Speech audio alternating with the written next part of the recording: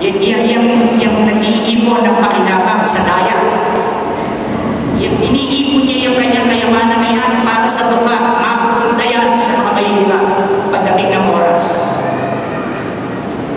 Ano ha? Meron akong kaibigan, natuklasan ko na matay na siya. Nalaman ko sa phone, tagal na yun, matay siya. Problema, namatay siya, walang testamento. May mga bansa, kagaya ng Amerika, pag namatay kang walang testamento, kukunin ng estado ang kayamanan mo. Hindi mapupunta sa anak mo, kukunin ng estado, ng gobyerno. At ang dami-daming ganyang kayamanan na nasa Amerika na ginagamit para tulungan ang mahirap. Narito pa 20 Proverbs 19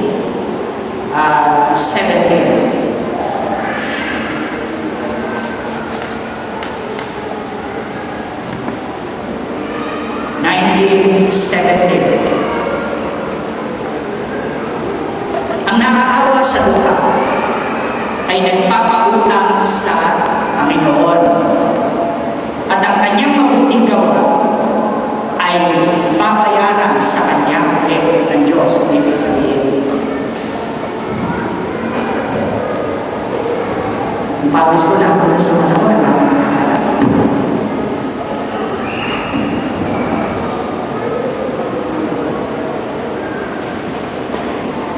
kasi puro anong sabi?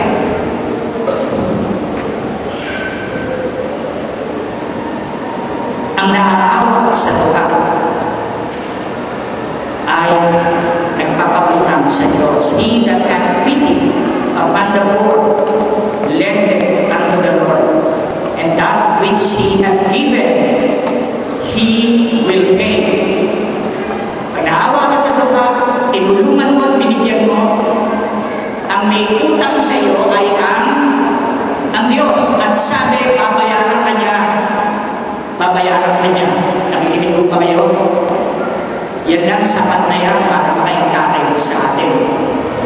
At katulong ka sa mahirap, yung tinulong mo, ang may nagkakautang sa iyo ay ang Diyos. At ang Diyos hindi nanunuba. Napalitaan niyo na ngayon? May napalitaan pa kayo sinuba ng Diyos? Ha? Sino rito sinuba ng Diyos? O wala.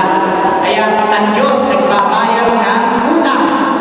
Let's say na sinuba kayo ng tao. Oo. Kasama ba rito yung nanuba sa inyo? Gusto yung sa utang mo? Matanda ko yun. Sabi, babayaran ka ng Diyos. Yan nakakatawa, babayaran ka ng Diyos. Kaya,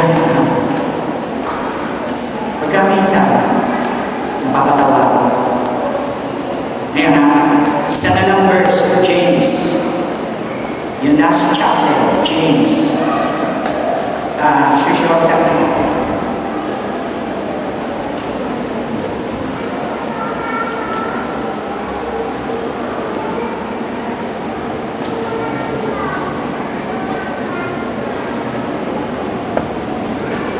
James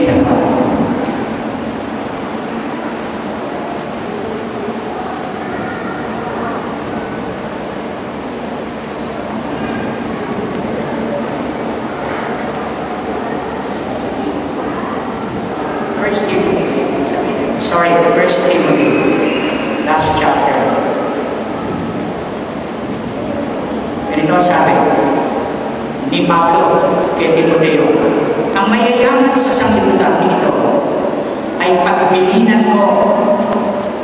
Ang ginagamit na salita rito sa Ingles ay charge them. Salita yun na legal term yun sa court, hindi lang pagbilinan. Charge them na huwag magsipag mataas ng pag-iisip o maging mayaman, mga mayaman. At huwag umasa sa mga kayamanang di nananatili.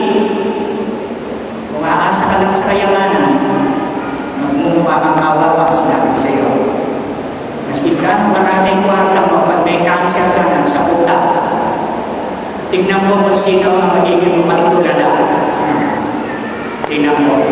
Alam ko yung sinasabi ko. Ilang beses na ako nandito sa Makati Men para ipag-pray ang mga mayayaman. Sabi pa rito, kundi sa Diyos ka aasa, kundi sa Diyos na siyang nagbibigay sa ating sagana ng lahat ng mga bagay upang ating ikagalak. Iba, ang maraming mayayaman hindi nagagalak sa kayamanan nila, namamatalo araw-araw, baka makina, yawana, baka mahoda, baka malooban. Ang kayamanan niya, ibinigay ng Diyos para ikagalak mo. Ngayon, saan nagmumula ang kagalakan ng kayamanan? Nasa pag-iimpok ba nito? Sa pagtingin ba ito ng maraming nakakapal-kapal na bangko mo, na mga investment certificate? Doon ba yun? Yung ba magpapagalak sa iyo? Hindi. Sabi nito, na sila'y magsigawa ng mabuti at sila'y magsiyahan sa mabuting gawa at magpapagalak sa iyo. Pagka pinulungan mo kapwa mo, pag pinag-aral mo yung mahirap, pagka pinulungan mo yung may sakit sa pamamagitan ng kayamanan mo, yan ang magpapagalak sa iyo.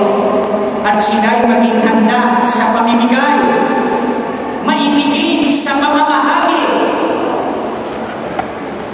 Yan ang capitalism, creative capitalism.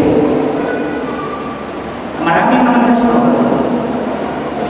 hindi kaya ng sermon yan sa kanilang miyembro kasi aalis yung mayaman no? Hindi na makikita sa linggo. Buti dito sa atin, wala pa talagang mayaman no? Wala pa talagang mayaman. Pero buti pa, alam na ninyo to. Ngayon,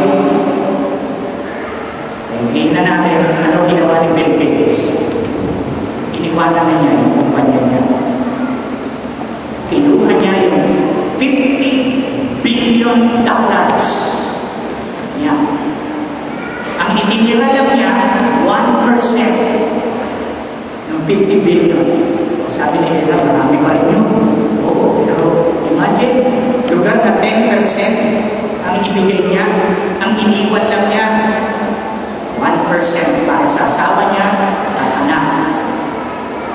Inilagay niya sa abang gawa niya. Pagkatapos, si Warren Buffett, kaibigan niya, na tinutulungan siya, mayaman dito. Ito ang may-ari ng business na Walmart. Let's say na nakapasok na sa Walmart.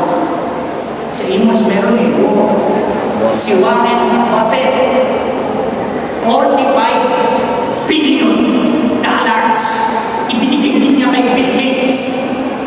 Sabi niya kay Bill Gates, bahala ka na dyan. Uupo na lang ako at masayang-masaya panonoorin ko kung ano gagawin ni Bill Gates sa $95 billion.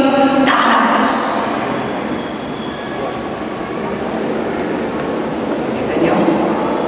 Ay basahin 5 seconds lang, ginamit ang kawalan. Ito na ang lululoy ng pera ko. Hawak-hawak natin kay pinigpip. No? Ito, ganito kalaki ang binigay nito. Ang balak ni Bill Gates, itong $95 billion na ito, gagastusin niya. Gagastusin niya sa loob ng 10 taon para tulungan ang kahihirap sa mundo, para mawala ang malaria, para mawala ang tuberculosis, para mawala ang AIDS, at kung maaari wala ng tao na nagluluto. Nakikinig kayo, nagpapautang siya sa Diyos. Kaya ang sabi ng Biblia, mag-iipon tayo ng kayamanan saan? Sa langit. Doon tayo mag-iipon. Yan, nakita mo ninyo, itong offering bag na to, escalator ito.